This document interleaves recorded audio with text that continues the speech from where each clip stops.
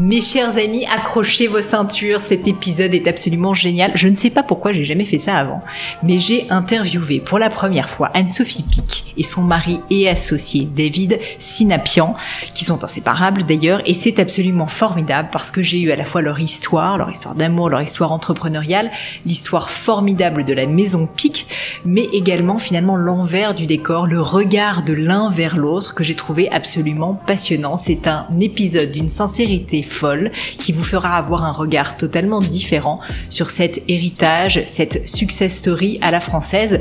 Anne-Sophie Pic, la femme la plus étoilée au monde avec ses 11 étoiles au total au guide Michelin sur ses 7 établissements, eh bien il fallait bien qu'on aille un petit peu plus loin et grâce à l'aide de son mari et associé David, nous avons pu réellement aller creuser qu'est-ce qui a fait le succès et puis l'histoire surtout derrière cette très belle aventure entrepreneuriale. J'étais absolument enchantée. Je remercie Catherine pour cette très belle introduction. Je vous invite bien sûr à envoyer un petit message à Anne-Sophie Pic sur Instagram pour la remercier et je ne vous en dis pas plus et laisse place à ma conversation avec Anne-Sophie Pic et David Sinapian.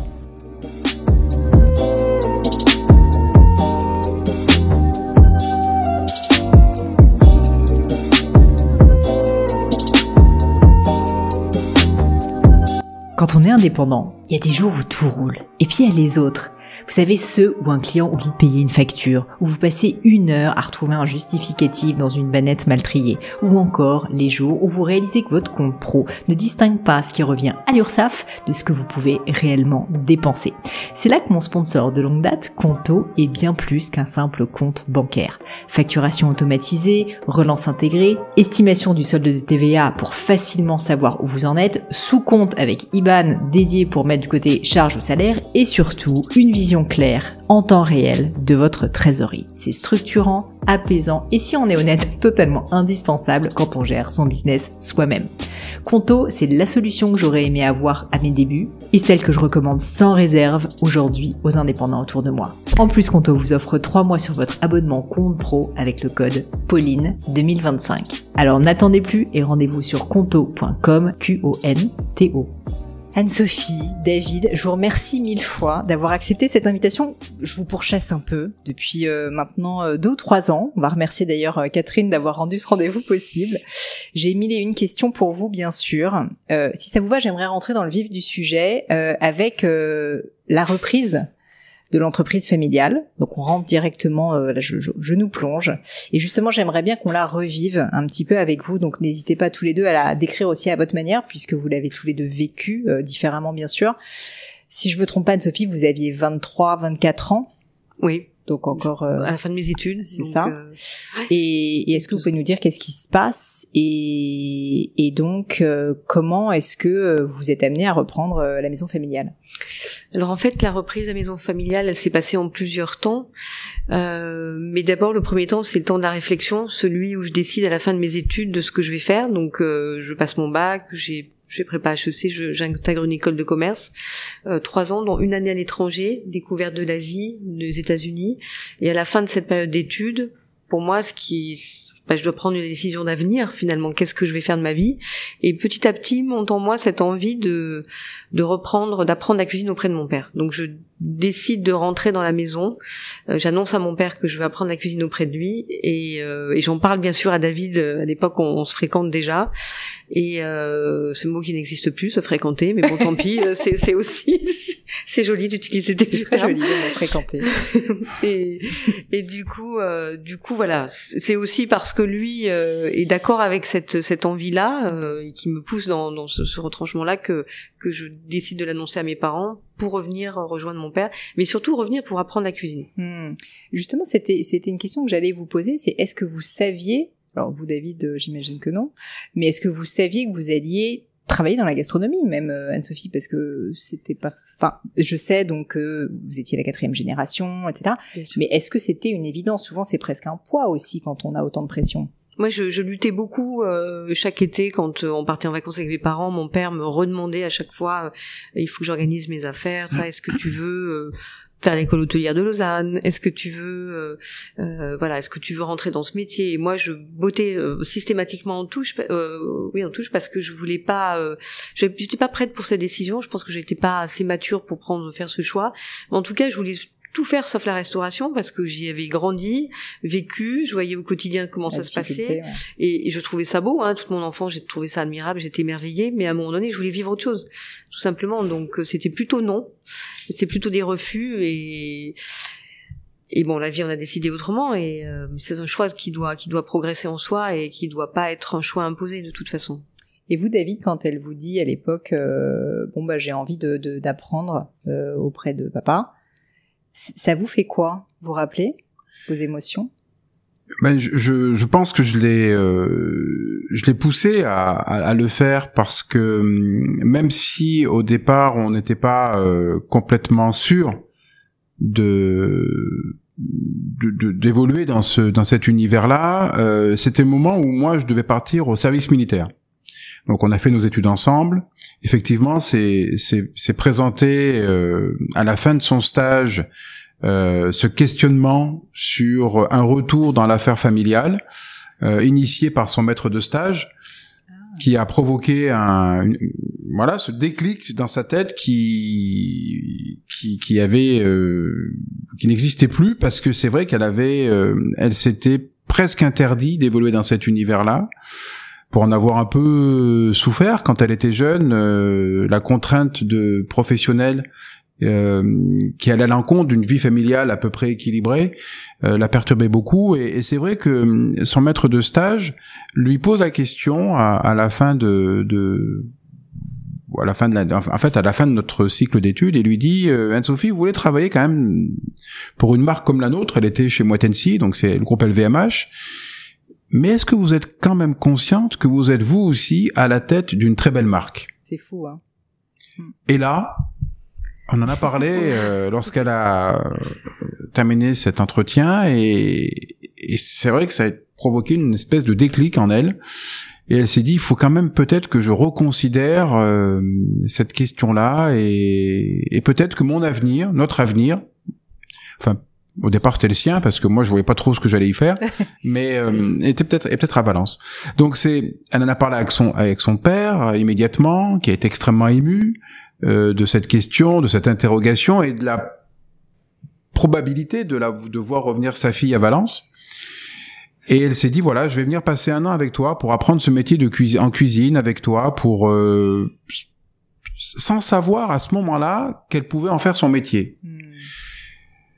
Donc voilà, c'est ce qui s'est passé. Moi, je partais à l'armée, et puis malheureusement, quelques semaines après cette décision, quelques semaines après ce tour de France qu'on a pu faire avec ses parents, pour repartir sur des lieux qui ont marqué la jeunesse de son père, des lieux d'apprentissage, après beaucoup d'échanges avec lui sur la façon dont il imaginait l'évolution des restaurants gastronomiques en France, il disparaît brutalement en septembre 92. Et là, c'est un électrochoc immense. Au-delà de l'émotion, c'est un peu... on est perdu, elle est perdue. Et donc, moi, je pars à l'armée. Je me débrouille pour trouver un service militaire qui me permette de revenir régulièrement à Valence pour être à ses côtés, puisqu'Anne-Sophie était extrêmement affectée par la brutalité du départ de son père. Et donc elle rentre en cuisine comme une apprentie, pour finalement se sentir proche de lui et d'apprendre les gestes qui étaient les gestes de son père au quotidien. Donc l'équipe l'a accompagné, une partie de l'équipe l'a accompagné dans cet apprentissage. Moi, je rentrais très souvent. Mais on n'avait pas de grande visibilité sur ce qu'allait devenir notre futur professionnel. Mais je la laissais faire, je la laissais évoluer dans cette cuisine, apprendre ce métier de cuisinière. Voilà. Et puis on se remémorait les échanges qu'on avait pu avoir avec son père, avec sa mère, sur la façon dont ce métier devait évoluer. On savait que la gastronomie était une espèce de carrefour, un tournant, où les restaurants gastronomiques en province, seuls, allaient connaître des difficultés. Ouais. Il fallait rajouter d'autres activités, un bistrot, c'est ce que venait de faire Bocuse, un hôtel, c'est ce que venait de faire Eberlin. Et donc nous, on s'est plongé très vite là-dedans. Lorsque j'ai fini l'armée, on s'est très vite plongé là-dedans. Ensemble, on a essayé de rajouter ces activités au restaurant gastronomique, même si malheureusement on avait entre-temps perdu la 3e étoile en 95. Mais ça nous a pas arrêté et on a voulu concrétiser ces projets-là pour redonner un second souffle à cette entreprise qui avait été extrêmement affectée par la mort de son père. Mais sans projection sur un avenir très lointain finalement, c'était un peu une vie au jour le jour, en essayant de construire quelque chose qui pouvait devenir cohérent et en essayant d'être aligné avec la vision que pouvait avoir son père à l'époque où on a pu échanger avec lui. Vous, Anne-Sophie, à cette période, donc, il y a la brutalité déjà du décès quand même de son père, de votre père, qui doit être terrible. Et vous vous dites à ce moment-là, moi, il faut que je continue et que je me forme. C'est ça, finalement, ce qui se passe dans votre esprit? Oui, la brutalité, elle est double, parce que c'est vrai que perdre son père, bon, c'est vrai que sentimentalement, c'est très difficile, mais c'est aussi le fait que je perds celui en qui j'espérais une formation, qui allait me guider. Donc c'est vrai que c'est une double peine en fait que je vis. Donc heureusement mon David est là. C'est vrai que il y a une partie de l'équipe aussi qui est quand même solidaire de nous, qui nous soutient dans cette peine, dans ce chagrin, et puis l'avenir de la maison qui est en jeu. C'est vrai que mon frère est encore dans la maison aussi avec nous, donc il est aussi assez éprouvé, mais bon, vite après vont subvenir aussi des problèmes de brouille aussi interne dans la famille. Donc il y a du négatif qui s'ajoute au négatif, mais bon, après dans ce moment assez difficile et douloureux, il y a quand même notre amour qui est là, ça c'est quelque chose de très lumineux, l'espoir aussi, l'espoir de se sortir finalement de ce marasme quelque part, où quelquefois on va un peu d'étincelle aussi, parce qu'il y a quand même et notre très grande jeunesse en fait, et finalement cette grande jeunesse, elle nous porte. Alors quelquefois avec le recul, on se dit on a sacrifié quand même les années d'insouciance pour des années de travail, de remise en question, de sauver cette affaire, sauver cette maison. Mais bon, avec le temps, ça paraît plus comme du sacrifice, ça paraît comme notre destin. Et surtout, le fait d'avoir progressé tout au long de ces années avec des difficultés, des réussites, des échecs, ça nous a forgés. Donc on s'est fait un peu tout seul en fait. Et c'est aussi pour ça qu'on est aussi très unis aujourd'hui, 30 ans après, parce que on a traversé tout de suite des moments difficiles. Donc bon, on espérait entrevoir la lumière. C'était évident pour vous de travailler ensemble, parce que vous partiez à ce moment-là, David, au service militaire.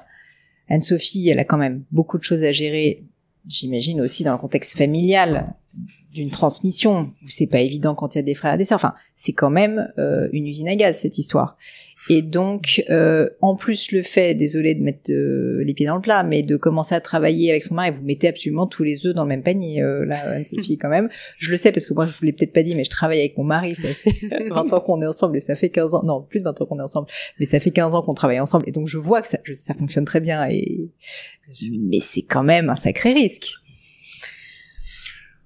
C'est un risque si on n'écoute pas l'autre. Et c'est vrai qu'au début, j'avais pas de vue. Alors déjà, c'était un univers que je connaissais pas. Ça, il faut quand même le souligner. Il y avait une affaire à sauver. Je sentais qu'Anne-Sophie avait ce devoir en elle. En mémoire de son père, en mémoire de son grand-père, de son arrière-grand-mère, de sauver cette affaire et pas de se sacrifier, un peu de se sacrifier. Il fallait se sacrifier. On savait qu'il y avait des années de sacrifice devant nous qu'il fallait accepter. Bah oui. Et elles ont été là. Hein. C'était des vrais sacrifices, un vrai sacrifice parce que on a un peu tout eu. Reprendre une affaire comme celle-ci dans un contexte familial compliqué, avec une épée de Damoclès qui reste tout de même les guides qui jugent cette maison, avec un impact économique immédiat sur l'entreprise. Et vous perdez une étoile à ce moment-là. On perd l'étoile, du personnel qui remet en question notre autorité, notre vision, les problèmes économiques, risque de dépôt de bilan, on a connu 2 quand même. Donc quand on sort de l'école de commerce, c'est très formateur, parce qu'on est vite confronté à la réalité de l'entreprise. Et moi j'ai eu un cas pratique tout de suite lorsque je suis sorti de l'école, donc c'était intéressant mais stressant. Les nuits blanches, je sais ce que ça veut dire. Les comptes bancaires vides, je sais ce que ça veut dire. Mais ça nous a forgés. Et sur cette résilience qu'on a pu avoir, aujourd'hui, elle nous sert énormément parce que on relativise tout ce qu'on a. On n'a pas, on reste extrêmement modeste et humble face à ce qui peut être appelé aujourd'hui une forme de réussite.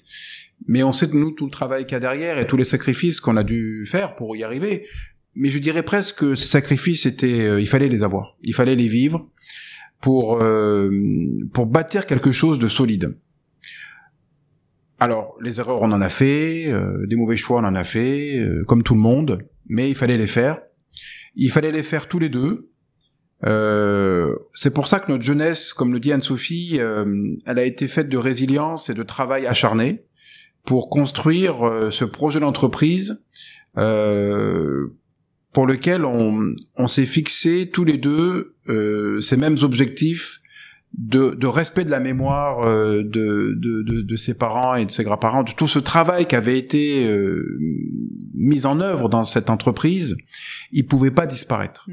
Et moi, ça m'a fortement touché les échanges que j'ai pu avoir avec mon beau-père à l'époque, parce que j'ai compris l'attachement que la famille avait pour cette maison et qu'il fallait tout donner pour déjà la faire survivre, mais surtout lui faire vivre une nouvelle génération. Et c'est ça qui m'a vraiment passionné. Donc on a appris très vite, chacun de notre côté, on travaillait ensemble, d'accord, mais finalement c'est un projet de couple. Ça pouvait pas être une personne, une personne seule n'aurait pas réussi. Non, parce qu'elle aurait été dépendante de quelqu'un. Et l'un ou l'autre, seul, on était dépendant de quelqu'un. Alors que là, confiance, en fait, c'est la problème de la confiance aussi. On a confiance l'un en l'autre, on est vraiment alignés sur beaucoup de choses. Donc en fait, on pouvait avancer chacun de notre côté sans pour autant vérifier ce que faisait l'autre. Enfin, on se parlait entre nous, on continue de le faire d'ailleurs, mais après il y a une telle relation de confiance que on double nos compétences en fait. Et puis la complémentarité pour nous elle est essentielle. C'est un métier avec tellement un spectre extrêmement large de compétences à avoir pour construire quelque chose de solide qu'il faut être deux. Il faut être deux en totale confiance, en totale osmose. Et puis chacun avec son domaine d'expertise. Et moi, je me suis construit au fur et à mesure avec cette vision que je pouvais avoir sur le développement de l'entreprise, le développement des restaurants, mais parce que Anne-Sophie était aussi alignée avec cette vision-là, et que je sentais le potentiel créatif d'Anne-Sophie, que j'ai pu me permettre de prendre les risques qu'il fallait prendre pour pouvoir construire un groupe solide aujourd'hui. Et c'est notre force à tous les deux, c'est ce duo qu'on compose aujourd'hui dans la gastronomie qui est un peu unique. J'allais dire, qui est assez unique. Et qui nous permet de finalement avancer chacun dans nos domaines d'expertise et de s'épanouir. Et ça, c'est important, c'est qu'il n'y en a pas un qui est au service de l'autre, c'est que tous les deux, on est au service de l'autre pour pouvoir construire ensemble quelque chose de solide. Vous êtes parfaitement alignés, vous tirez dans le même sens. C'est ça. C'est ça. Après, il faut reconnaître aussi, toi, que tu es resté longtemps quand même dans mon ombre pour que je puisse aussi, à un moment donné, m'épanouir, avancer, être reconnu. Et puis, on a aussi construit après nos équipes. En fonction de nous, on a choisi nos équipes. Petit à petit, on continue de les choisir, mais ça a été une longue construction. Mais la première construction, c'était la construction de s'en sortir, en fait. Et ça, on vous met la tête sous l'eau et vous voulez remonter à la surface, en fait. C'est aussi simple que ça. Le premier challenge, c'était de reconquérir la 3e étoile. Ça a été, vous êtes dit, dès que vous l'avez perdu, c'est absolument nécessaire. Indispensable. Et donc, alors, j'ai envie de dire, quand je dis comment on fait, vous allez me dire, il y a 1000 et une choses à faire et même peut-être plus. Évidemment sur la partie créative, mais il y a aussi tout l'aspect salle, j'imagine. Il y a tout l'aspect, j'imagine que c'est immense en fait comme travail. Quand vous vous dites, on a besoin d'avoir la 3e étoile à nouveau, en plus, si je comprends bien, vous avez une équipe à ce moment-là qui adhère pas forcément à votre leadership parce que c'est normal. Vous êtes deux jeunes, vous connaissez techniquement pas grand-chose au métier encore. Vous avez une vision, vous aimez. Peut-être d'ailleurs qu'ils se disent un couple, bon, pas sûr que ce soit une bonne idée. Donc, j'imagine assez bien qu'on vous tire un peu des bâtons. Enfin voilà, que c'est pas évident. Donc, à quoi ça ressemble ce moment-là quand vous dites tous les deux, ok, il nous faut la 3e étoile. Qu'est-ce que vous faites concrètement? Qu'est-ce qui se passe? Alors déjà, cette envie, elle vient au fur et à mesure. Enfin, c'est vrai que le devoir de mémoire, il s'impose vraiment à nous très vite, parce que quand on perd la 3e étoile, le tsunami deuxième tsunami qui arrive, c'est justement une perte de clientèle très vite, comme tu disais, plusieurs deux dépôts de bilan. Deux risques de dépôt de bilan. Pardon, excuse-moi. Ils n'en ont pas déposé. On est passé juste, mais on n'est pas passé loin. On voulait pas partir sur des échecs, et on nous conseille aussi voilà, enfin la façon dont on nous conseille de mener notre entreprise, c'est vraiment se séparer des gros salaires à l'époque que mon père avait parmi ses collaborateurs, et nous on veut pas construire sur du négatif en fait. Donc on subit ça, mais on se dit on va s'en sortir quand même. Donc c'est vraiment essayer de lutter contre tous les paramètres négatifs qui sont à nous, qui s'offrent à nous, mais et après c'est se construire petit à petit. Donc moi c'est dans mon domaine, c'est progresser. Donc à cette époque, je regarde beaucoup ce que fait Michel Brasse, parce que pour moi c'est un peu le rôle modèle. À l'époque on parle pas de rôle modèle, mais c'est votre inspiration. Voilà, l'inspiration. Un chef autodidacte qui dit qu'il a eu beaucoup de peine à comprendre la cuisine, mais que voilà, et qui vient d'avoir 3 étoiles. Et qui est aussi pas dans une grande ville française. Aussi, je veux dire, donc, bien sûr, mais qui de mon point de vue a été un de ceux qui ont révolutionné la cuisine française à une époque. Nadia Santini, qui est une femme qui a 3 étoiles, qui est une femme merveilleuse que je connais, qui m'apporte son amitié, son soutien aussi. Paul Bocuse, qui fait des clins d'œil réguliers en disant oui, je crois en toi, tu es la nouvelle mère Brasier. Enfin, je suis loin du compte, mais malgré tout, il m'encourage. Et c'est ces petits rayons de soleil comme ça qui arrivent, qui émaillent notre peu la tension et la noirceur du moment qu'on vit, parce que c'est la réalité. Et puis les clients au quotidien, et puis des avancées progressives en fait. Tout se fait pas d'un coup d'éclat. Enfin, tout est pénible, long, mais avec de l'espoir à chaque fois. Et on est aussi dans cette jeunesse qui nous porte en fait. C'est intéressant que vous disiez que justement il n'y a pas de coup d'éclat et que c'est vraiment une accumulation de plein de petites décisions et d'actions que vous avez menées qui a fait symboliquement que vous avez retrouvé la 3e étoile. Parce que souvent vous savez, la réussite, on se dit ils ont eu un coup de chance ou il y a eu un facteur clé de succès. J'ai l'impression que dans votre cas, ce que vous me dites, et c'est d'ailleurs ce que je vis aussi, c'est une succession de milliers de petites décisions, parfois des bonnes, parfois des mauvaises, qui font qu'au bout du compte, on finit par arriver à l'objectif qu'on s'était fixé, même s'il paraît très très loin par moment. Et donc c'est pas, c'est pas magique quoi, loin s'en faut. Non, c'est pas magique. C'est la vie, c'est grandir en fait. C'est grandir dans une profession, c'est la connaître mieux, c'est la maîtriser, et c'est aussi suivre l'intuition, parce que malgré tout, il y a quand même beaucoup de tous les choix qu'on fait, ils se font par intuition. Bonne ou mauvaise, mais pas du secteur. À on a l'influence de personne. Voilà, c'est ça qui est important, liberté, c'est qu'on est totalement libre. On n'est pas les élèves d'un chef ou de qui que ce soit. On s'est construit tout seul avec notre propre vision qu'on pouvait avoir sur ce métier-là. On a essayé de décrypter la gastronomie française, les restaurants, quels sont ceux qui marchent, quels sont ceux qui marchent pas, quels sont ceux qui durent, pourquoi certains s'arrêtent. Et on a vraiment construit notre identité tout seul.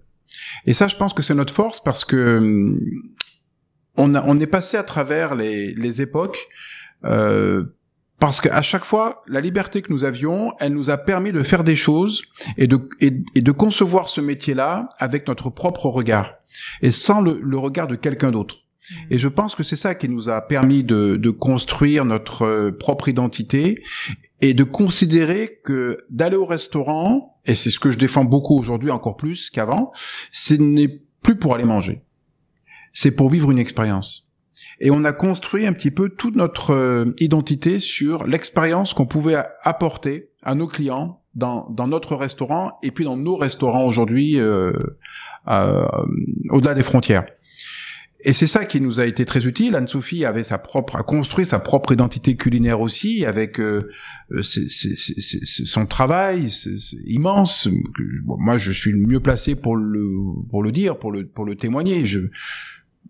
Elle a passé des heures et des heures en cuisine à maîtriser le geste, à maîtriser des accords, à maîtriser au départ les bases de la cuisine, et puis progressivement elle s'en est émancipée pour construire son propre style, mais sans l'influence de qui que ce soit.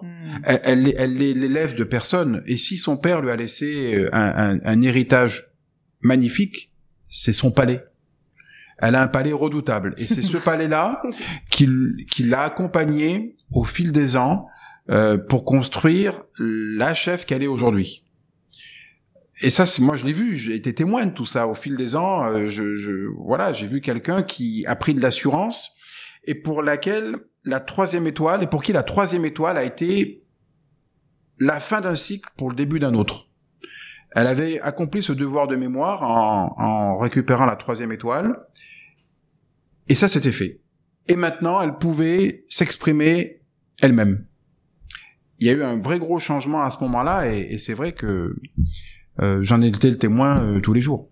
Vous vous rappelez d'un moment justement où vous avez senti ce changement, soit vous Anne-Sophie, soit vous David, cette libération que j'imagine très bien, parce que c'est vrai quand on a un certain poids familial, pas au sens négatif, mais un héritage, c'est le mot que vous avez utilisé, et quand enfin on peut s'en libérer, les choses sont différentes. Et donc j'imagine que vous, créativement, peut-être qu'il s'est passé quelque chose, qu'il y a eu à nouveau une forme de déclic à ce moment-là. Vous vous rappelez peut-être d'un plat, d'un moment où vous l'êtes un peu formulé?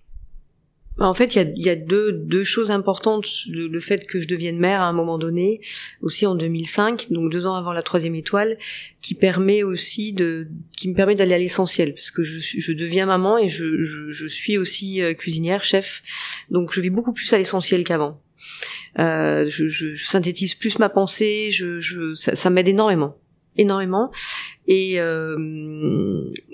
aussi la 3e étoile, parce que la 3e étoile me libère, c'est-à-dire que c'est que là c'est la confiance en fait, c'est finalement le fait de prendre confiance. Je crois que ça c'est majeur. Alors être pétri de doutes et avoir toujours des doutes sur tout, sur la page blanche, ça c'est toute sa vie que ça arrive. Donc ça va pas d'un coup de baguette magique s'en aller, mais c'est le fait de prendre confiance et de plus avoir le syndrome de l'imposteur, quoi, de se dire mais oui, j'ai vraiment mon territoire d'expression et peut-être que finalement au cours de ces années, j'ai construit quelque chose dans lequel je croyais pas, et qui devient quelque chose. Au début, j'hésitais, mais j'ai pris un chemin aussi parce que j'étais une autodidacte, parce que j'avais pas cette formation classique.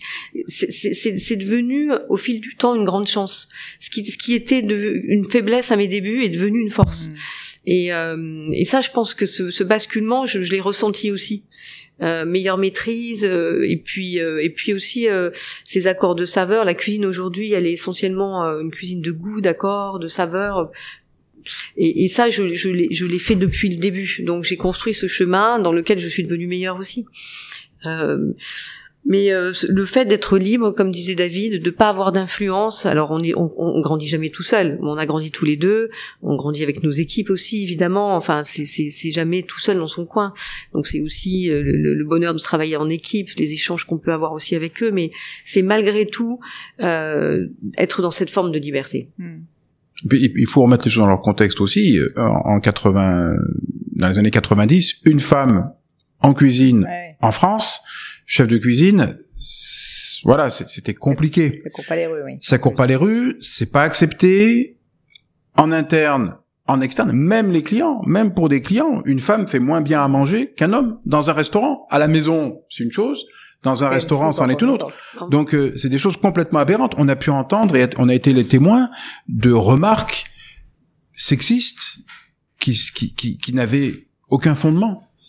En fait, il y a quelque chose que d'autres femmes chefs ont dit et que j'ai ressenti moi aussi, c'est que quand quelqu'un vient visiter les cuisines, quand c'est bien, il s'adresse aux hommes. Il s'adresse jamais aux femmes, en fait. Il regarde les hommes, il regarde pas les femmes. C'est toujours grâce aux hommes, c'est jamais grâce aux femmes. Donc, et c'est très déstabilisant pour une femme parce que ça veut dire quoi et dans ma propre cuisine à mes débuts, c'était ça. Mais peu importe. En fait, c'est le chemin qui compte. Il faut pas. Je pense qu'il y a une envie de se battre très forte à nos débuts parce qu'on veut s'en sortir. Donc on a une rage quand même. Cette rage, elle existe. Et puis après, cette rage, elle doit se transformer en quelque chose de très positif, pas d'aigreur. Pas de ressenti, quand on quitte une forme d'aigreur ou de sentiment d'injustice, on est beaucoup plus soi-même. Moi j'ai ressenti ça, l'injustice du décès de mon père, l'injustice de la 3e étoile, tout ça je l'ai ressenti comme des coups de poignard. Ça me faisait mal, c'était douloureux. Moralement, c'était très douloureux. Mais après, quand on sort de cette aigreur et qu'on commence à se construire, qu'on voit la beauté de la construction et qu'on commence à avoir des succès, en tout cas des appréciations positives, là vraiment on se rend compte de la façon dont il faut aller, comment il faut continuer son chemin. À quel moment est-ce que vous vous dites on a envie de s'ouvrir à l'international? Parce que vous auriez pu, c'est déjà pas évident de conserver, je pense, une 3e étoile. On a quand même beaucoup d'exemples de personnes justement qui n'y arrivent pas parce que c'est une charge, une exigence absolument colossale. Alors garder une 3e étoile dans le temps, comme vous le faites, et en même temps se dire allez, nous allons faire un groupe, nous allons nous ouvrir à l'international. Ça s'est fait par étapes. Ouais, c'était pas la vision forcément de départ. Pour moi, si. C'est bien David, la vérité, ça me fait plaisir. Pour moi, si. Enfin, c'était mon rêve. Mon rêve. Je me voyais pas faire ma vie qu'à Valence. Donc, ce que j'avais en tête, c'était effectivement d'arriver à raccrocher une 3e étoile et d'accompagner Anne-Sophie dans cette mission-là avec nos équipes. Et lorsqu'on a réussi à le faire, on avait 2 choix. En fait, on en avait qu'un, mais on avait soit l'option de rester à Valence et de continuer à embellir la Maison Pic, soit de s'ouvrir à l'international en ayant des projets hors les murs, qui pour moi avait un double objectif. C'était bien sûr le côté entrepreneurial qui nous animait, c'est de pouvoir lui donner vraiment un sens, mais aussi de véhiculer le nom Pic à l'étranger. Et grâce à ces ambassades, d'attirer les gens à Valence. Donc le premier projet qu'on nous a proposé, c'est au Beau Rivage Palace à Lausanne. Donc l'hôtel rentrait dans une très grande restructuration, rénovation, et effectivement, le directeur de l'époque nous propose, après avoir fait un repas à 4 mains avec le chef sur place à un moment donné, de nous dire voilà, on va tout refaire. Est-ce qu'on peut imaginer un restaurant Anne-Sophie Pic dans cet hôtel? Et là, c'était le début. Très bel hôtel avec un gros programme de rénovation. Et on a dit oui. On a dit oui parce que la Suisse ça avait du sens pour Anne-Sophie. Il avait une partie de la famille de son père qui vivait là-bas. C'était un terroir qui était familier et qui était lisible pour Anne-Sophie. 2h30 de Valence. Ouais, c'est ça aussi. Donc pour nous, ça cochait beaucoup de cases. Donc on s'est vraiment appliqué à faire un restaurant Pic là-bas qui puisse où on puisse retrouver les valeurs, les codes, l'identité de Pic à Valence. C'est ce qu'on a essayé de mettre en œuvre. On a mis beaucoup d'énergie pendant 2 ans avant d'ouvrir ce restaurant. On a obtenu 2 étoiles tout de suite. Et voilà, c'est ce que j'allais dire, ouais. C'est que le premier Michelin sort et il nous gratifie de 2 étoiles. Donc c'était la démonstration qu'on était capable de pouvoir ouvrir. Belle démonstration que vous êtes capable, oui. D'autres restaurants. Et là, progressivement, on s'est organisé pour pouvoir... Mais je vois aussi que vous avez quand même fait les choses par étapes, parce que certaines personnes auraient pu se dire, bon, on a 3 étoiles, grand succès, on travaille bien ensemble, on va prendre un fonds d'investissement et on va ouvrir 5 boutiques. Ouais, ou on va se mettre à faire, des plats surgelés Anne-Sophie Pic. Oui. C'est possible aussi. Nous, on a toujours voulu rester propriétaire de notre affaire à 100%. De pouvoir être maître de notre destin. À un moment donné, on l'était plus trop. On voulait rester maître de notre destin. On voulait assumer nos choix. On en parle souvent, j'ai beaucoup de sollicitations pour ouvrir notre capital, mais pour l'instant, je dis pas que je le ferai pas un jour, je dis pas. Pour l'instant, c'est pas le sujet. C'est pas le sujet parce qu'en plus, on rentre dans une transmission, nous aussi, avec notre fils. Tout ça, c'est pas le sujet. Et ça nous a pas empêché de nous développer. On est allé juste à notre rythme et on a su dire non. On a dit non à beaucoup de projets, beaucoup de sollicitations parce que c'était pas le moment. On n'avait pas les gens pour le faire, soit parce que la destination nous intéressait pas, soit parce que le partenaire ne nous semblait pas assez solide. Donc tout ça, ça nous a, on a essayé de rester fidèles à une vision qu'on pouvait avoir tous les deux pour aller uniquement sur des projets qui faisaient sens pour nous. Et pour que je comprenne, parce que je n'ai jamais été à l'international dans des restaurants piques ou des brasseries, enfin il y a différents concepts, vous gardez une ADN commune, j'imagine, mais qui est quand même différente du restaurant forcément de Valence, qui est 3 étoiles. Comment est-ce que vous arrivez à donner, ou en tout cas quels sont les quelques codes que vous avez eu envie d'appliquer, parce que maintenant je sais pas combien il y a d'établissements, mais il y en a une petite dizaine, non? 7 restaurants. Voilà, 7, c'est quand même, ça devient très solide. Enfin, ça l'était déjà avant, mais maintenant en plus il y a du volume, quoi. Et donc vous devez transmettre et expliquer et codifier, formaliser. Qu'est-ce qui fait que ce restaurant est un restaurant pique et pas autre chose? C'est plus facile aujourd'hui. En fait, il y a 2 étapes.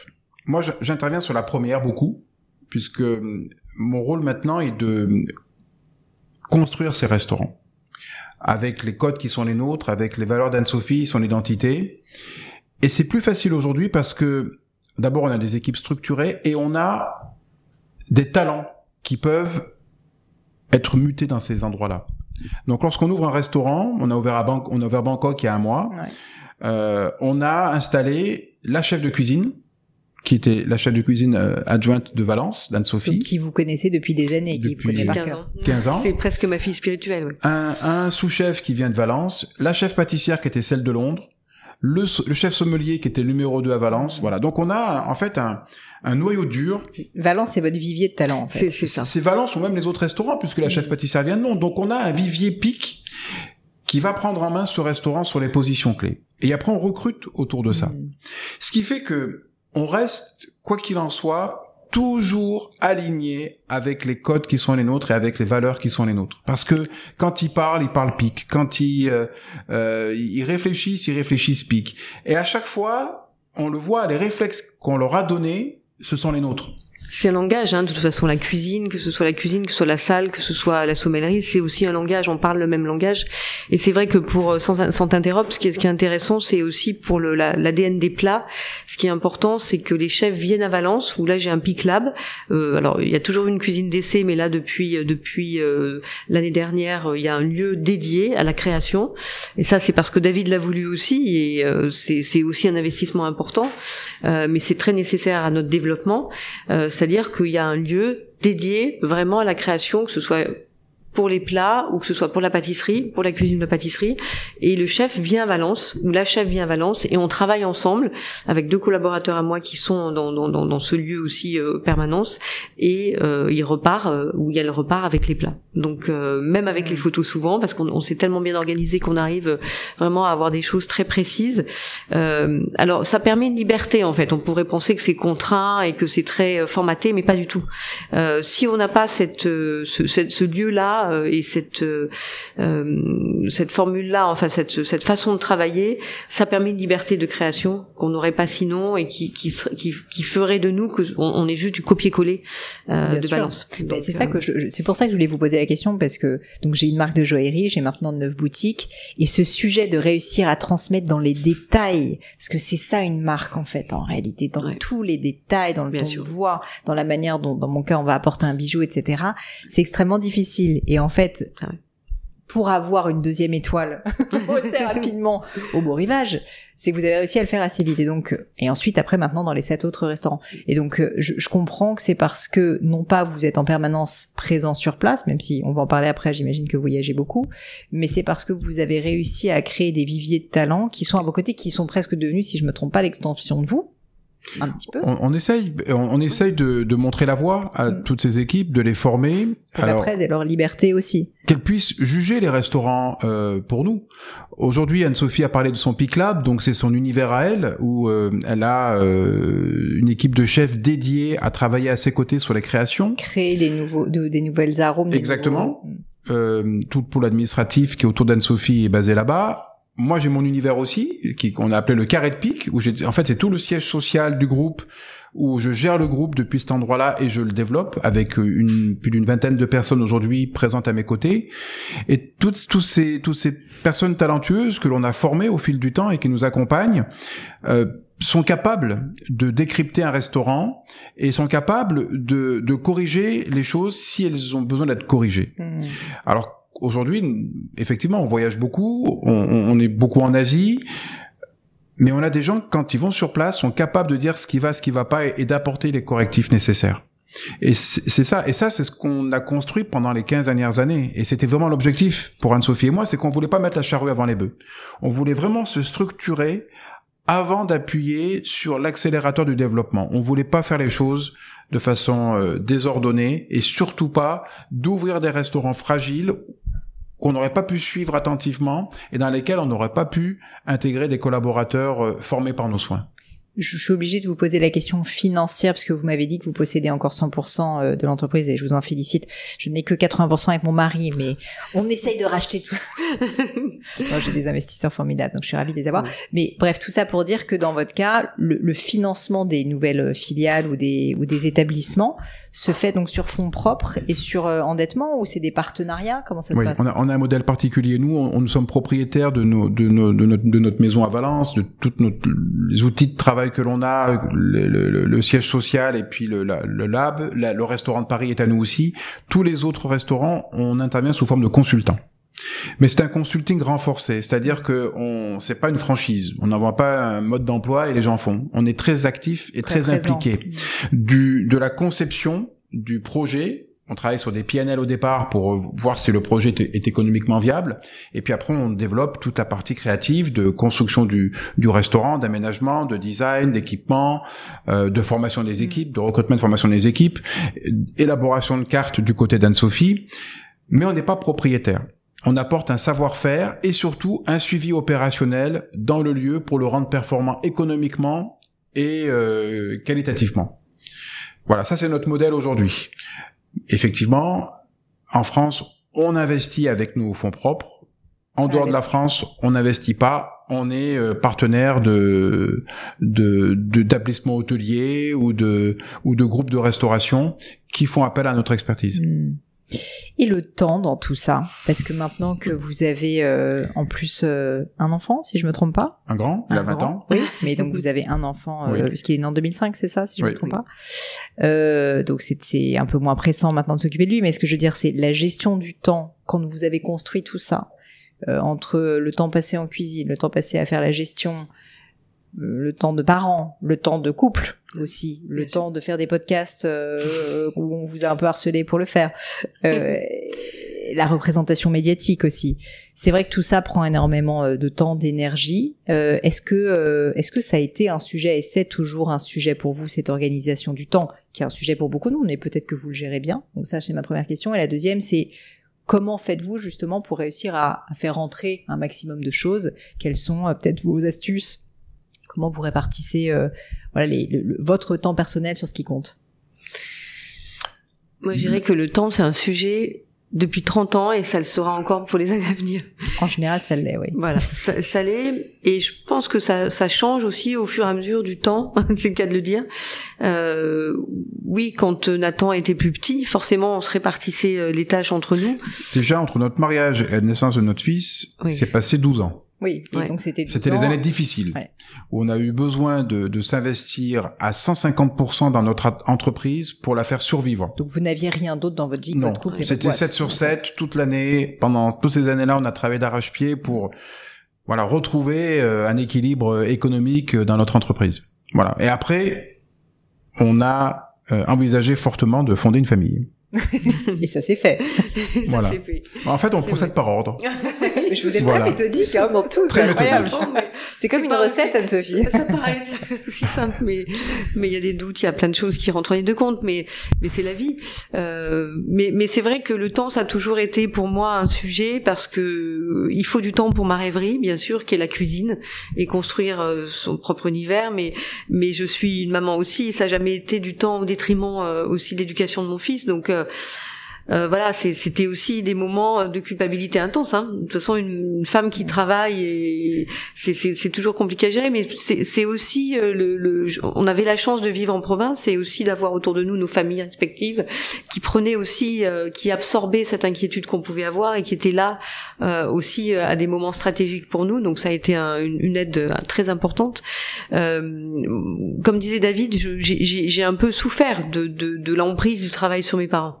elle était réelle puisque on habitait à l'époque au-dessus des cuisines, donc on habitait sur le lieu de travail, sinon on voyait jamais la famille. C'était le temps était pas du tout, comment dirais-je, équilibré. C'était tout pour le travail constamment, et bien sûr à Noël, c'était le Noël qui était fêté le lendemain ou le surlendemain. Enfin, bon, c'était quand même un moment, et c'est pour ça que j'ai eu aussi envie de quitter cet univers à un moment donné, parce que quand on devient adolescent, soit on n'y voit que les inconvénients, on voit plus la beauté de ce qu'on a pu vivre, et heureusement avec le temps, on apprend à se souvenir aussi de l'émerveillement que le travail suscitait chez nos propres parents, parce que mes parents étaient toujours joyeux de travailler, en fait, ils se sont jamais... Ils aimaient ça. Mais ils aimaient ça. Donc moi je le ressentais, donc c'était positif à la fin du compte.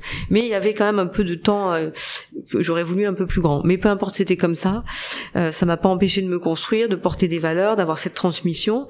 Mais on a beaucoup réfléchi avec Nathan, et c'est vrai qu'à partir du moment où Nathan est arrivé, tu t'es organisé un peu différemment les soirs pour que moi je puisse continuer à aller travailler. Toi, que vous concrètement, Sophie, vous étiez désolée de dire cuisine. Au fourneau, mais vous étiez mais en oui, j'étais cuisine, au fourneau. Ah bah bien sûr, je pouvais pas. Tous les soirs, ah bah bien sûr. Jusqu'à 15 jours avant d'accoucher.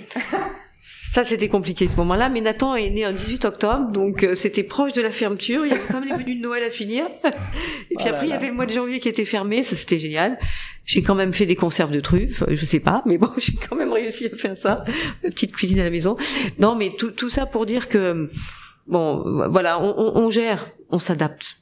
En fait, la capacité humaine d'adaptation, elle est colossale. Et puis on considérait qu'on était bien entouré, et dès que Nathan est né, on a bloqué, dès qu'il a été scolarisé, on a bloqué les vacances scolaires aussi. On bloquait une semaine pour chaque vacances scolaire. Donc oui. Ça, c'est aussi... C'est notre luxe. Vous êtes créé quelques cadres quand même, quelques ça, règles. c'était non négociable. Vacances de la Toussaint une semaine, vacances de Noël une semaine, février une semaine, Pâques une semaine, l'été 2 semaines. Voilà, il fallait absolument qu'on ait ces coupures familiales pour pas revivre ce qu'Anne-Sophie avait pu vivre à l'époque, et surtout pour pas perdre les moments, les souvenirs avec notre fils. J'ai déjà eu une invitée de podcast, je me rappelle, qui m'avait dit, d'ailleurs elle travaille dans l'hôtellerie, qui m'avait dit que le fait d'avoir un enfant l'avait forcée à apprendre à beaucoup mieux déléguer, et finalement que ça avait été un cadeau professionnel pour elle, parce que sinon en fait elle faisait tout le temps en réalité, et que ça l'avait forcée à prendre des décisions. Et elle est l'essentiel, hein, comme on disait tout à l'heure. On va à l'essentiel parce que sinon le temps est mangé en fait par le côté. Et franchement, donc en 20 ans, on a vécu plein de moments intenses avec notre fils. On a fait beaucoup de voyages avec lui. On a découvert plein de choses. Et j'ai pas le sentiment d'avoir loupé quelque chose. On a beaucoup travaillé, ça c'est sûr, mais on s'est organisé pour ça. Effectivement, comme le disait Anne-Sophie, moi les soirs je pouvais rester à la maison et travailler sur mon ordinateur. Anne-Sophie était au service, donc je couchais notre fils, je restais avec lui. Donc on trouvait un équilibre, qui s'adaptait aux contraintes de notre métier. On n'habitait pas loin non plus, hein. On n'a jamais habité loin du restaurant. Ça c'est sûr. Je voulais aussi parler de travail en couple, puisque c'est un sujet que vous maîtrisez un petit peu. Bon, je pense que la répartition des rôles, on l'a un petit peu compris, mais en revanche, une question qui me taraude, c'est quand vous prenez des décisions, est-ce que vous les prenez toujours à deux, au sens où il y a peut-être l'un d'entre vous qui a le lead? Alors j'imagine qu'en cuisine, c'est vous Anne-Sophie, et sur la partie, je sais pas, développement, ça va plutôt être vous David. Mais est-ce que vous avez toujours besoin d'être d'accord pour faire quelque chose et d'avoir une forme de consensus, ou est-ce que de temps en temps, non, en fait, vous assumez, vous n'êtes pas d'accord, et puis il y en a un des deux qui tranche dans son cas? Par exemple, est-ce qu'il y a déjà eu un plat que vous avez fait, que David n'aimait pas, elle a dit, mais pourquoi? Ah oui. Ah ben, moi, je donne mon avis, elle me le demande, alors je donne mon avis. Ça, c'est assez risque et péril. Alors, elle m'écoute ou elle m'écoute pas. Ça, c'est son libre choix. Mais quand elle me demande mon avis, je lui donne. Et puis après, elle en fait ce qu'elle veut. Mais au final, c'est elle qui a le dernier mot. C'est la créatrice, c'est Anne-Sophie. Mais bon, au jour d'aujourd'hui, on a quand même la chance j'ai la chance de faire beaucoup de restaurants, d'avoir mon propre cadre de jugement. Elle m'a formé mon palais. J'ai pas peur de le dire. C'est grâce à l'influence d'Anne-Sophie que j'ai ce palais-là aussi aujourd'hui, où je décrypte la cuisine. Et parfois, je donne mon avis. Parfois, elle me demande même pas. Elle est tellement convaincue de son plat qu'elle le sort. Et puis Non, là, il se venge parce qu'il est frustré. Quand on était plus jeune, je lui demandais tout le temps son avis. Et puis, à un moment donné, je me suis envolée un peu. Donc s'est émancipé. Mais j'adore quand il mange au restaurant. Des fois, quand il dit, là, je vais déjeuner ou dîner au restaurant. Je dis, super. Comme ça, tu vas pouvoir me dire si tout est bien équilibré. Oui, au moins, vous savez que vous avez un avis extrêmement honnête. Mais c'est c'est pour l'avis honnête que je cherchais.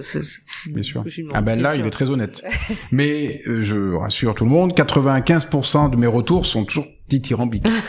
Mais vous savez, en couple, je crois que c'est la force du couple, c'est de se dire les choses avec honnêteté. Forcément, on n'a rien à se cacher. Mais du coup, c'est suffisamment rare pour être très apprécié. Donc, c'est pas toujours ce qu'on a envie d'entendre, mais c'est sincère.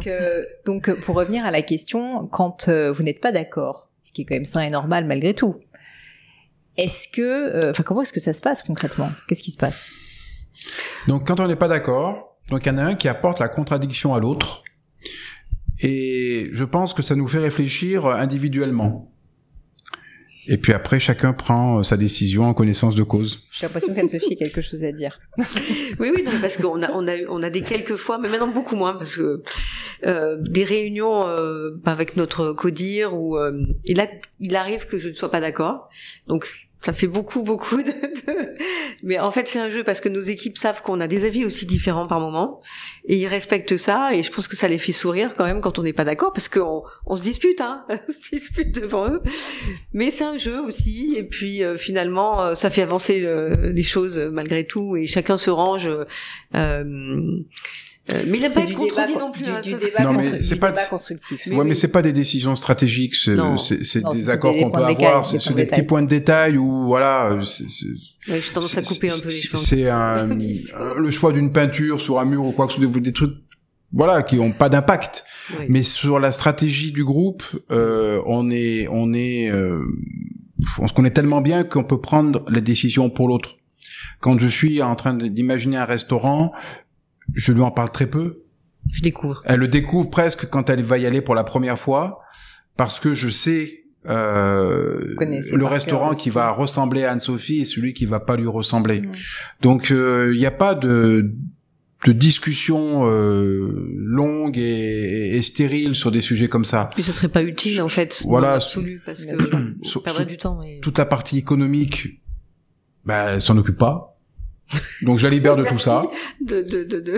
Non, mais après c'est une créatrice, donc je la pollue pas avec des sujets. Mais même peut-être que ça pas. Et puis ça vous empêcherait peut-être sincèrement de. Mais complètement. Mais totalement. Mais complètement. Je lis. Tout me perturbe assez facilement dans le sens où je suis très sensible. Donc c'est des choses qui iraient à l'encontre du travail que je fais en cuisine. Qui doit être indépendant. Voilà. Elle est très sensible et si je lui dis que la marge a perdu un demi-point, ça va la perturber. Alors je lui dis juste, tout va bien. Voilà, tout va bien. Et quand ça va pas, je lui dis, écoute, là, il faut faire attention, on a un peu dérapé, donc là, elle resserre un peu les boulons. Mais sinon, je lui dis, tout va bien, parce que je veux pas la préoccuper avec des sujets qui sont pour elle, qui vont rien lui apporter.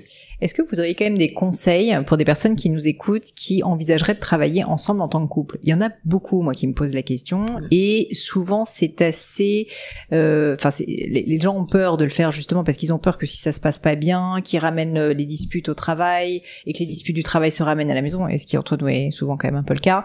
Et donc, est-ce que vous, qui même avez un succès aussi dans votre vie personnelle du fait de travailler ensemble, ce qui est quand même pas toujours facile, est-ce que vous auriez quelques conseils à donner aux personnes qui nous écoutent? Mais je pense que déjà il faut pas se marcher sur les pieds, il faut que chacun ait son domaine d'expression. Ça c'est essentiel. Il faut que on respecte les choix de l'autre. Il faut apporter ce conseil et pas cette autorité à l'autre pour toujours être sur la même ligne finalement.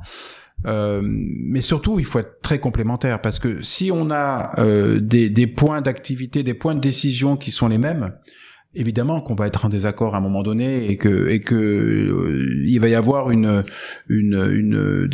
entrechoc des conflits de prise de décision, de choix qui vont pas être très profitables à l'entreprise. Et notre force, c'est qu'on est très complémentaires finalement. Et surtout on laisse l'autre s'exprimer. il n'y a pas de frustration à se dire il me passe dessus ou elle me passe dessus. Donc, je pense que la règle, c'est surtout ça. Oui, puis d'avoir aussi des domaines à côté qui sont aussi des domaines personnels d'expression. Je pense que c'est alors ils peuvent être communs aussi, mais ils peuvent être aussi différents. Toi aujourd'hui tu es président des grandes tables du monde et c'est aussi quelque chose qui t'anime beaucoup et qui te permet de rencontrer du monde et c'est ton domaine à toi. Moi j'aime partir en pérégrination aussi avec des artistes autres que de la gastronomie qui aussi m'apportent cette rêverie et ça nous pose aucun problème d'avoir aussi ces activités qui nous inspirent et c'est pas pour ça qu'on s'éloigne l'un de l'autre en fait. On est toujours dans cette cohérence aussi, mais on a aussi besoin de s'inspirer quelque part, d'avoir ces petites passerelles qui sont pas du temps d'éloignement l'un de l'autre, mais qui sont des activités intellectuelles aussi qui nous font avancer parce qu'il faut se nourrir malgré tout, indépendamment de l'un de l'autre, parce que sinon on se sclérose un petit peu aussi, hein, donc c'est important et ça on le respecte l'un et l'autre. J'allais justement vous demander sur la partie plus créative, Anne-Sophie, pas quelle est votre inspiration, mais plutôt comment, au-delà du temps, comment trouver ces moments de rêverie. Vous avez utilisé plusieurs fois le mot de rêverie, et je trouve ça très joli. Donc entre fréquentation, rêverie, pérégrination, on a des jolies leçons de vocabulaire. Mais en plus, je trouve qu'à l'heure actuelle, et ça revient à la question sur le temps, on n'a jamais le temps de faire je sais même pas comment on dit d'ailleurs, d'avoir une rêverie. Oui. Donc c'est quelque chose sur lequel vous investissez du temps. Comment est-ce que vous faites justement pour avoir ces moments de liberté pour votre inspiration? Ça, je garde ça jalousement en fait, et même je peux être fâchée si j'ai pas ces moments-là parce que je sens que je me noie et que je suis pas, donc j'ai besoin vraiment de les préserver ces moments-là. Et c'est vrai que ceux qui sont autour de moi, mon assistant, savent qu'il faut me garder ces temps-là. Et des fois, je dis stop, on arrête là de remplir l'agenda. Ouais. Laissez-moi un peu de temps. Et j'organise aussi un peu en amont. Donc moi, c'est ces rencontres. Alors on en parle parce que c'est aussi un événement aujourd'hui à Paris qui est l'expo de Francis Kurkdjian, mais voilà, des vignerons ou des vigneronnes comme Christine Vernet, c'est des milieux qui sont liés à mon métier. La parfumerie donc avec Francis Kurkdjian qui est devenu un très grand ami, qui est un ami de David aussi bien sûr et qui est d'origine arménienne comme son nom l'indique, comme nous tous autour de la table, enfin en tout cas vous deux. Oui. Et c'est vrai que je me nourris aussi ça, c'est-à-dire qu'on a besoin les uns et les autres de sortir de notre zone de confort et d'aller vers d'autres lieux et de parler aussi, de converser entre nous. Alors je vais pas m'inspirer de ces formules de parfum, c'est pas l'histoire où il va pas s'inspirer de mes formules, mes recettes, mais on va partir découvrir les agrumes, sentir des choses, goûter des choses ensemble et en faisant ça tous les deux, ça va aussi nous inspirer parce que ça va nous imposer des temps d'éloignement de nos lieux respectifs de travail. Et ça, je pense qu'il faut pouvoir s'autoriser ça. Vous vous rappelez d'une fois, justement, je suis désolée, je vous ai complètement interrompu. Je vous en prie. Mais vous vous rappelez d'une fois où justement une rencontre a mené à un plat, une association d'arômes, quelque chose en particulier? Ces moments-là. Ça peut être ça parce que par exemple quand quelquefois je vais dans son bureau et je lui dis fais-moi sentir des matières premières, j'aime bien sentir ça et en fait dès que je sens j'associe. C'est quelque chose que j'ai appris à cultiver et quand je goûte j'associe aussi beaucoup. Vous associez à autre chose? J'associe à autre chose parce que j'ai tout le déploiement aromatique ou olfactif qui s'opère parce que j'ai appris à cultiver ça et en fait pour moi, c'est cette gymnastique-là, elle est nécessaire et j'éduque aussi mes équipes à le faire. Hein. Donc ils savent même beaucoup plus associer qu'avant. Enfin, c'est quelque chose qui s'éduque, qui se transmet aussi. Alors, je suis quand même obligée de vous poser la question comment est-ce qu'on s'éduque à l'association olfactive? C'est peut-être un peu technique, je suis navrée, mais je trouve ça génial. C'est lire dans l'ingrédient toute sa richesse aromatique. C'est-à-dire qu'un ingrédient, il n'est pas unique et seul avec un seul goût. Il a un déploiement aromatique, donc il faut cultiver son palais, le lire. C'est un entraînement. C'est comme un sportif de haut niveau qui va faire des exercices. C'est vraiment pareil. C'est un peu vos gammes. C'est les gammes. C'est exactement ça. Et du coup, comme je le fais depuis 30 ans, bah forcément, voilà, ça vient plus facilement. Génial. Comme le temps passe et que je vais être respectueuse de votre temps, on va passer à mes questions signatures qui sont toujours les mêmes à la fin de mes interviews. Ce que je vous propose, c'est qu'on fasse un petit ping-pong et chacun un chacun, et celui que ça intéresse le plus y répondra. La première, c'est est-ce que vous avez vécu dans votre vie, l'un ou l'autre, un grand échec qui est un peu votre plus bel échec, celui pour lequel vous avez presque un petit peu d'affection. Mais au-delà de cet échec, ce qui m'intéresse, c'est qu'est-ce que vous en avez appris? Bien sûr, des échecs, on en a tous vécu. On a lancé des projets auxquels on croyait fortement tous les deux, notamment sur l'axe de la restauration rapide, mais à un niveau de qualité un peu plus élevé. Malheureusement, on a échoué. Ces entreprises se sont arrêtées parce que le Covid est passé par là, parce que c'était pas le bon moment pour le faire. Même si le projet nous tenait vraiment à cœur, à un moment donné, il faut jeter l'éponge. Je dis voilà, c'est pas le moment. Mais de ces échecs, on apprend. Et qu'est-ce que vous avez appris? On a appris qu'il fallait peut-être prendre certaines précautions. Pour pouvoir, avant de lancer quelque chose comme ça, qu'il fallait peut-être moins partir sur une conviction et plus la partager au départ pour la tester. Voilà, des choses qui nous ont, qui peut-être cette réussite qu'on a pu enchaîner au début, à un moment donné, c'est bien de connaître un échec parce que ça remet les choses dans leur contexte. Ça nous permet aussi de relativiser la situation. Et puis on se pose beaucoup de questions parce que c'est aussi très vexant d'échouer, c'est frustrant, mais c'est salutaire. Il faut connaître des échecs pour connaître des réussites et des succès. Si on connaît pas d'échecs, c'est pas les mêmes réussites. S'il y avait quelque chose à refaire, qu'est-ce que vous referiez différemment? Moi, rien, en fait. Je pense que la jeunesse de la reprise de l'entreprise à l'époque nous ont fait faire des choix humains que je regrette pas, mais qui ont complexifié la reprise de l'activité. À un moment donné, voilà, c'était la jeunesse qui nous a aussi fait faire des erreurs. Mais bon, est-ce que j'aurais fait différemment? Peut-être pas. Peut-être avec 20 ans de plus, oui, mais avec 20 ans de moins, non. Donc finalement, c'est difficile de regretter des choses, mais on peut pas réécrire l'histoire parce que si on en est là où on est aujourd'hui, c'est parce qu'on a connu toutes ces phases depuis 35 ans et que finalement, il fallait les vivre pour être qui on est. Celle-ci, je l'aime bien. Qu'est-ce que vous trouvez beau, soit au sens littéral, bien sûr, soit au sens métaphorique? Moi, ce que je trouve beau, c'est ce qui me donne de l'émotion, en fait. Tout ce qui va susciter chez moi une émotion. Alors, on parle du parfum, ça peut être un parfum, donc c'est l'invisible, hein, finalement. Mais en règle générale, c'est finalement tout ce que va. C'est l'émerveillement de la nature qui me touche particulièrement, et c'est ça que je trouve le plus beau. Effectivement. Mais on n'est pas blasé, nous on trouve plein de choses très belles. Vous avez raison. Et le monde et la nature sont magnifiques, et quand on pense à ces détails, justement, c'est assez impressionnant.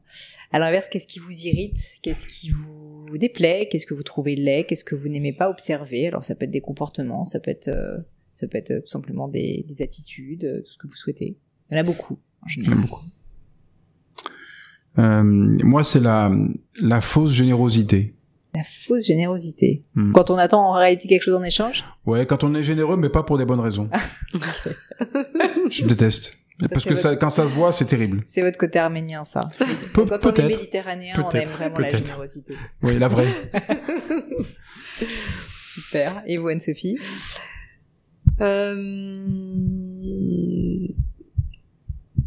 Le manque de sincérité, le faux semblant, oui. Ce qui doit arriver quand on a un certain niveau de notoriété, de visibilité médiatique, encore plus. Alors c'est le cas même quand pour tout le monde, mais disons que j'imagine que c'est de pire en pire. Quelques dernières petites questions. Est-ce qu'il y a une maxime ou une citation à l'un ou l'autre qui vous tient à cœur, que peut-être que vous êtes répété à des moments dans votre vie, qui était important, qui vous a boosté, qui vous a inspiré comme un mantra? Toujours aller plus loin, en fait. Toujours aller plus loin. Ouais. Moi, ça a toujours été bien faire et laisser dire. Bien faire et laisser dire. C'est vrai que ça te toujours correspond très très bien. Le regard des autres, vous en fichez. Oh là. Bah, c'est une Mais force. alors, je m'en moque complètement. Et ça a toujours été le cas? En vieillissant, ça s'est accentué, mais oui, depuis le début, Anne-Sophie est désespérée à ce stade, justement. Enfin, j'ai tellement été critiqué à mes débuts sur mes origines. Ah bon? Puis sûr. Ah bah oui, c'est un Arménien qui arrive dans la famille Pic. Ouais. Il peut avoir que des mauvaises intentions au début. Et non, moi j'ai toujours suivi mon chemin et la critique, elle m'a pas, au contraire, elle m'a donné une force et une détermination.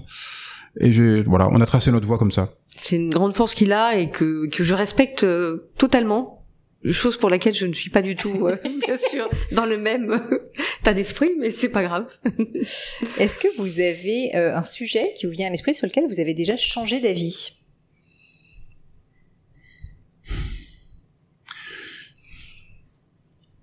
Moi, je dirais que quand on était très jeune, on a parlé un petit peu tout à l'heure de le jugement à l'emporte-pièce, encore une autre expression, où finalement on était jeunes et on était jugés pour notre jeunesse.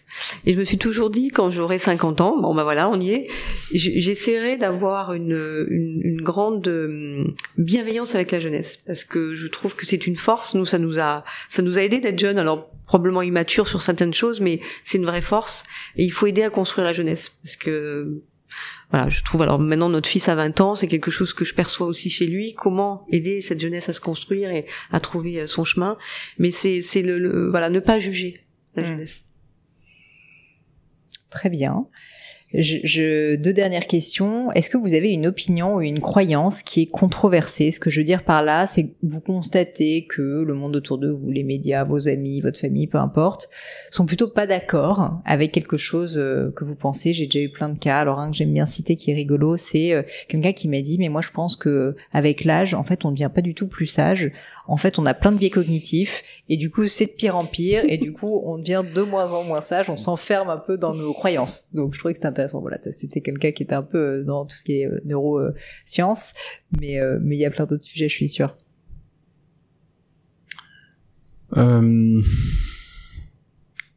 Qu'est-ce que je pourrais dire là-dessus? Oui, peut-être que moi j'ai cru à un moment donné que en fait en vieillissant, peut-être que la création, on peut être moins créatif ou plus s'enfermer ou et je trouve que non, parce qu'en fait on a éprouvé plein de chemins, on les a déjà connus et du coup on en choisit encore d'autres, on a encore la possibilité d'en choisir d'autres et on peut continuer à s'émerveiller, à construire, à être créatif. Voilà, alors je dis pas ça parce que je veux durer absolument. Enfin voilà, c'est pas ça l'histoire, parce qu'il faut aussi savoir s'arrêter. Enfin, reconnaître à un moment donné où on n'est plus efficace dans une entreprise et laisser sa place. Hein, c'est vraiment une chose qui m'anime aussi, mais j'en suis pas encore là. Et bien sûr, même si je suis dans la transmission avec Nathan et il arrivera à ce moment-là, mais c'est de se dire que alors c'est sûrement le propre de l'autodidacte. Tout est encore possible, il y a encore plein de chemins et on doit encore découvrir des choses. En fait, c'est peut-être ne pas être blasé. Peut-être ça l'histoire. Être toujours dans cette force de découvrir, d'être émerveillé. Merci beaucoup. Une dernière question pour vous. Est-ce qu'il y a un livre ou un objet culturel, ça peut être une œuvre d'art, ça peut être enfin n'importe quoi finalement, qui vous a vraiment marqué, touché profondément à un moment dans votre vie, dont vous pourriez nous parler pour nous expliquer pourquoi finalement cet objet, ce livre a eu autant d'impact pour vous? Moi, j'ai beaucoup aimé la lecture du livre Les Vertus de l'échec. Charles Pépin, parce que il arrivait un moment où je me posais beaucoup de questions sur voilà la pertinence de mes choix et quand on lit ce livre, on ressort très optimiste et je trouve que voilà, c'est un livre que j'ai fait lire à mon fils également parce que il m'a apporté la conviction qu'on devait connaître des échecs pour connaître la réussite. Donc voilà, c'est un livre qui se lit très vite mais qui fait du bien quand on est chef d'entreprise. Je suis bien d'accord. Et vous, Anne-Sophie? Alors moi sur mes lectures, je suis en train de commencer l'œuvre de Eric Emmanuel Schmitt, La traversée des temps. Magnifique. Voilà, donc j'en suis au 2e tome, hein, donc j'ai un peu de temps, mais oui, c'est ça, c'est assez long. Embarqué. J'aime les romans historiques, j'aime apprendre quand je lis, et là vraiment je suis embarquée. Vous avez déjà lu d'autres livres d'Eric Emmanuel Schmitt? Oui. Peut-être l'Évangile selon Pilate. L'Évangile selon Pilate, peut-être. Non, j'ai pas lu celui-ci. J'ai lu Le Défi de Jérusalem. Ah, d'accord. Ouais. Magnifique. Bon, c'est quelqu'un que j'aimerais beaucoup avoir sur le podcast aussi. Je pense qu'on passerait un bon moment. J'imagine. J'ai rencontré à Valence. Il est venu manger au bistrot et on s'est rencontrés juste 10 minutes, mais c'est assez fascinant de le rencontrer. Ouais. Je vous remercie 1000 fois pour votre temps. Je vous remercie d'être venu à 2. Pour tout vous dire, ça me donne envie de faire beaucoup plus d'épisodes quand je peux en couple, parce que je trouve que ça donne aussi un regard très intéressant sur l'un et sur l'autre. Enfin, je trouve que ça donne une facette beaucoup plus complète d'un succès. Je vous remercie à tous les deux d'avoir accepté de vous livrer avec autant de sincérité. Est-ce que peut-être à l'aune de tout ce qu'on s'est dit, on a quand même passé une petite heure ensemble, vous auriez un dernier message que vous auriez envie de faire passer à notre audience? Venir faire un podcast avec vous, en fait. Bah oui, on va demander à Eric Emmanuel quand même. Voilà. C'était très, très joyeux et très, très beau pour nous aussi. Non, puis ça nous fait du bien de repartir dans notre passé et puis de voir tout ce chemin parcouru ensemble. Ouais, on s'est beaucoup livré. Hein. Je vous remercie. Je vous remercie. Non, mais je pense que vous savez le problème souvent, et c'est pour ça que j'aime ce format, c'est qu'en fait on connaît les choses en surface. Oui. Moi, peut-être par des formations professionnelles, parce que je suis joaillère. En fait, on va quand même beaucoup. La joaillerie, en fait, c'est paradoxalement tout sauf superficiel, c'est beaucoup du détail. Et donc j'aimerais donner la chance à mon audience de connaître plus en profondeur des personnes comme vous. Et je pense que franchement en 1 heure, on a l'impression d'un peu plus vous connaître, et surtout de vous connaître à 2. Et c'est ça que je trouve formidable, c'est de comprendre votre aventure tous les deux, de couple, d'entrepreneurs. Je trouve ça encore beaucoup plus beau, beaucoup plus fort. Donc je vous remercie 1000 fois de l'avoir partagé avec moi. Merci de nous avoir invités. Merci Pauline.